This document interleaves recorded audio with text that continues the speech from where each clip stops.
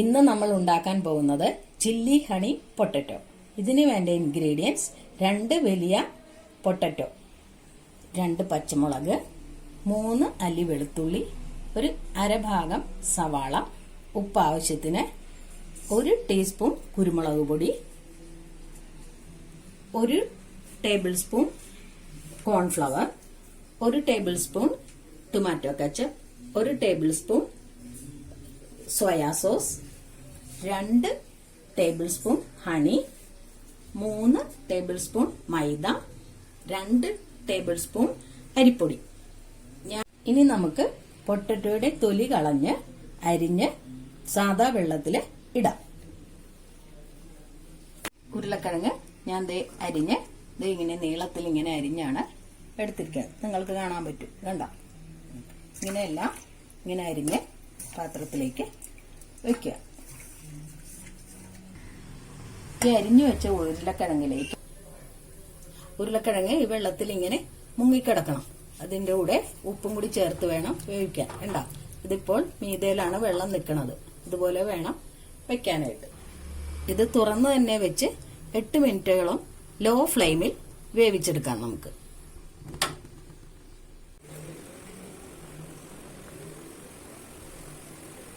ഈ ഉരുളക്കിഴങ്ങ് പാതി വെന്തിട്ടുണ്ട്. ഇതിൽ നിന്ന് നമുക്ക് ഇത് സ്ട്രെയിൻ ചെയ്തെടുക്കാം. തീ ഓഫ് ചെയ്തതിന് ശേഷം സ്ട്രെയിൻ ചെയ്തെടുക്കണം. സ്ട്രെയിൻ ചെയ്ത് വെച്ച ഉരുളക്കിഴങ്ങാണിത്. ഇതിലൊരു ചെറിയ നനവുണ്ട്. ഇപ്പോഴും ആറിയിരിക്കുന്ന ഉരുളക്കിഴങ്ങാണ്. അതിനകത്തേക്ക് നമ്മൾ എടുത്തു വെച്ച മൈദപ്പൊടി 3 ടേബിൾ സ്പൂണിൽ നിന്നും 1 ടേബിൾ സ്പൂൺ ഇതിലേക്ക് എടുത്ത് ഇത് ഇങ്ങനെ ഉരുളക്കിഴങ്ങായിട്ട് ചേർത്ത് ഉടയാണ്ട് ചേർത്ത് വെക്കുക. ഇപ്പോൾ ഞാൻ ആ ഉരുളക്കിഴങ്ങ് 1 ടേബിൾ സ്പൂൺ മൈദപ്പൊടി ഇട്ട് പൊതിഞ്ഞു വെച്ചിട്ടുണ്ട്. ഇനി ബാക്കിയുള്ള 2 ടേബിൾ സ്പൂൺ മൈദപ്പൊടിയും 2 ടേബിൾ സ്പൂൺ അരിപ്പൊടിയും ആവശ്യത്തിന് ഉപ്പും ആവശ്യത്തിന് വെള്ളവും ചേർത്ത് കുഴച്ച് കുഴമ്പ് രൂപത്തിലാക്കി ഇതിന്റെ ബാറ്റർ ഉണ്ടാക്കാം. ഇപ്പോൾ ഞാനുണ്ടാക്കിയ ബാറ്ററിൽ ഒട്ടും കട്ടയില്ല. ഇതാണ് ഇതിന്റെ പരുവം. അത് ഉരുളക്കിഴങ്ങിൽ പിടിക്കുന്നുണ്ടോ എന്നറിയാൻ വേണ്ടി നമ്മൾ ഉണ്ടാക്കി വെച്ചിരിക്കുന്ന പൊതിഞ്ഞു വെച്ചിരിക്കുന്ന ഉരുളക്കിഴങ്ങ് എടുത്ത് ഒരെണ്ണം ഇങ്ങനെ മുക്കി നോക്കുക. കണ്ടോ, നന്നായിട്ട് പിടിക്കുന്നുണ്ട്. ഒരു ചീനച്ചട്ടി, ഞാനിപ്പോൾ ഇവിടെ ഇരുമ്പ് ചീനച്ചട്ടിയാണ് എടുത്തേക്കണം. അത് അടുപ്പത്ത് വെച്ച് നിങ്ങൾക്ക് ഇഷ്ടമുള്ള എണ്ണ ഏതാണെന്ന് വെച്ചാല് അതൊഴിച്ച് നമുക്കിത് വറുത്ത് വരാം. എണ്ണ നന്നായിട്ട് ചൂടായതിനു ശേഷം അതിൽ നിന്നും ഓരോ ഉരുളക്കിഴങ്ങ് എടുത്ത് ബാറ്ററിൽ മുക്കി എണ്ണയിലേക്ക് ഇടുക.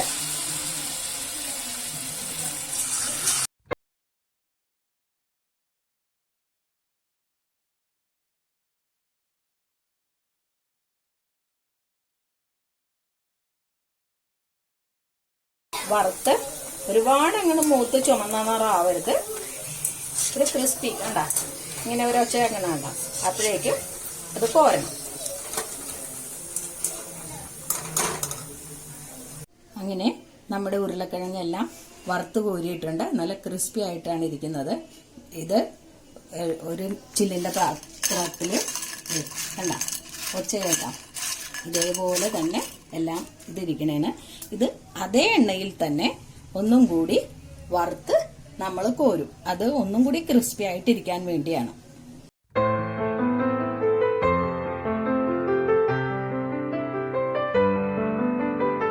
കണ്ടോ, ഇത് രണ്ടാമതെല്ലാം കുറച്ചായിട്ട് ഒന്നുകൂടി വറുത്ത് കോരി എല്ലാം നല്ല ബ്രൗണിഷ് കളറായി നല്ല ക്രിസ്പി ആയിട്ട് ഇരിക്കുന്നു. കണ്ടോ, എല്ലാം അതുപോലെ തന്നെ.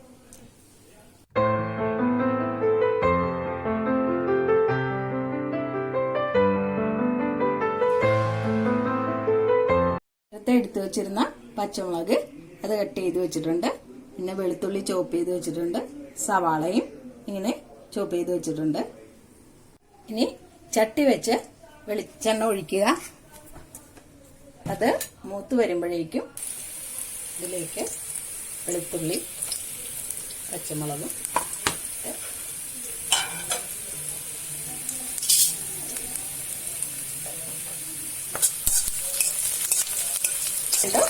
മൂത്ത് വരുമ്പോൾ സവാള ഇടുക. സവാള അധികം മുരിയണ്ട, നല്ലപോലെ വാടിയാൽ മതി, കറുത്തു പോകരുത് സവാള.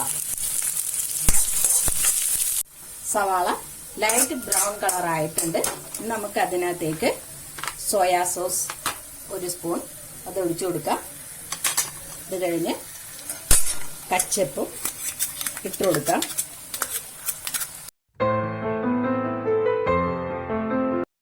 ഇതൊന്ന് തിളച്ച് വരുമ്പോഴേക്കും അതിനകത്തേക്ക് 100 ml വെള്ളം, 1 ഗ്ലാസ് വെള്ളം ഒഴിക്കുക. നല്ലവണ്ണം ഇളക്കി കൊടുക്കുക. നല്ലവണ്ണം ഇളക്കി അതൊന്ന് തിളക്കട്ടെ.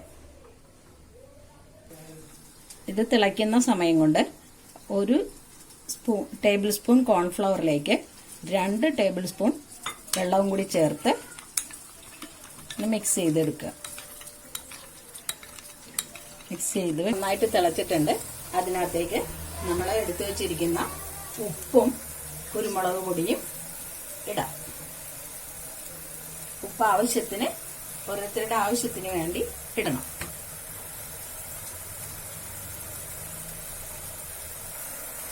ഇനി ഈ തീ താത്തിയിട്ട് നമ്മൾ കലക്കി വെച്ചിരിക്കുന്ന കോൺഫ്ലവർ ഇതിനകത്തേക്ക് ഒഴിച്ച് ഇളക്കി കൊടുക്കാം. കുറുകുന്ന വരെ ഇത് ഇളക്കണം.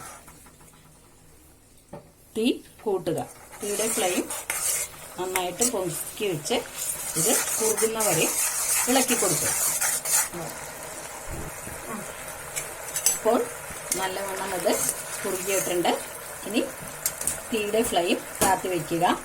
അതിനുശേഷം നമ്മൾ വറുത്ത് വെച്ചിരിക്കുന്ന പൊട്ടറ്റോ ഇതിനകത്തേക്ക് ഇട്ട് ഇളക്കി ചേർക്കുക.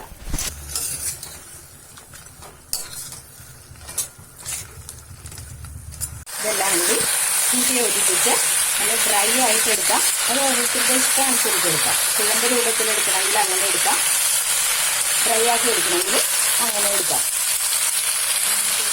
ഞാനിപ്പോൾ ഒരു കുഴമ്പ് പരുവത്തിലാണ് ഇവിടെ എടുക്കുന്നത്. ഒത്തിരി അങ്ങോട്ട് ഫ്ലെയിം ഓഫ് ചെയ്യാം. ഫ്ലെയിം ഓഫ് ചെയ്തതിന് ശേഷം 2 ടേബിൾ സ്പൂൺ തേനും കൂടി ഒഴിച്ച് നന്നായി മിക്സ് ചെയ്യാം. ഇത് നമുക്ക് ചൂടോടെ തന്നെ സെർവ് ചെയ്യാം. നമ്മുടെ ഹണി ചില്ലി പൊട്ടറ്റോ റെഡിയായി കഴിഞ്ഞ് എല്ലാവരും ഇത് ട്രൈ ചെയ്ത് നോക്കണം. എല്ലാവരും എൻ്റെ ചാനൽ സബ്സ്ക്രൈബ് ചെയ്യണം.